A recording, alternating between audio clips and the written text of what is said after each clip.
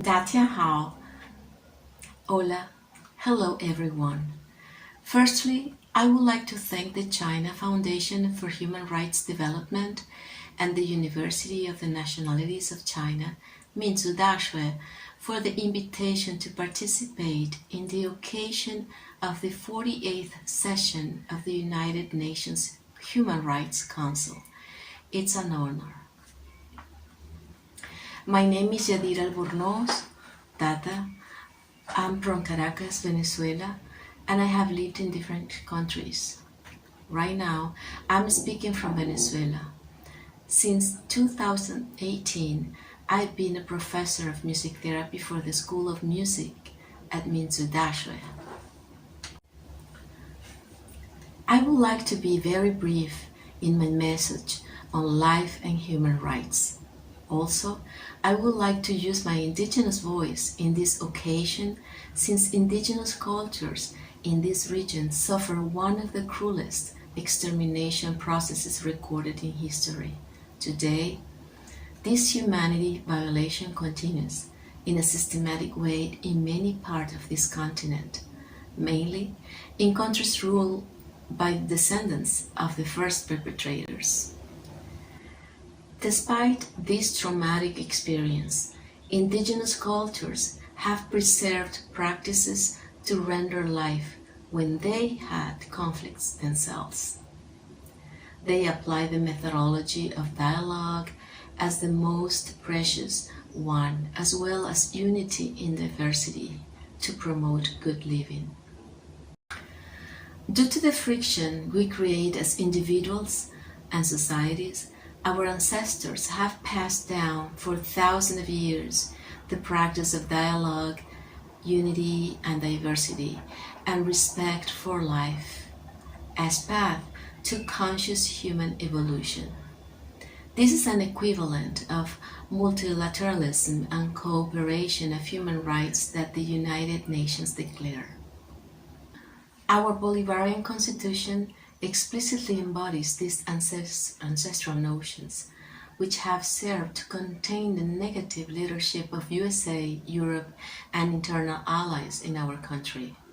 Right now, the negative leadership has promoted fake news and coercive economic measures to intentionally violate the human rights of our people. Without responsibility for life, human rights is an empty idea. In fact, the excessiveness of institutional ethics, principles, laws, and regulations with regard to civil and human rights are evidence that individuals and societies are not yet capable of evolving consciously towards respecting life as life. As we recognize life, we respond to it in ways we know no harm is done. When we do harm, we better say sorry. Indigenous people are not talking about the dichotomy of good or bad imposed by moral institutions. They are expressively saying that individuals are not holding back their compulsions. Thus, the reason why unilateralism and military interventions, for example, take place daily without control, destroying life all over the planet. Ideal situations do not exist in any society, but definitely leaders of the world with clear vision and respect for life are those who show the capacity to turn harsh situations into well-being for the larger population. Sensitive and intelligent leaders do not create suffering and destruction. As declared by the China Foundation for Human Rights Development, Minzu Unity and Progress Association of China declaration that I have subscribed, a small circle of countries cannot abrogate the reserved privilege to promote and protect human rights in the world, nor does this small group of countries have no right to tell us that if we do not do what they say, the destiny of our countries will be the destruction of life and peace. After all, we represent more than 80% of the world population, and life is a responsibility that we all want to take.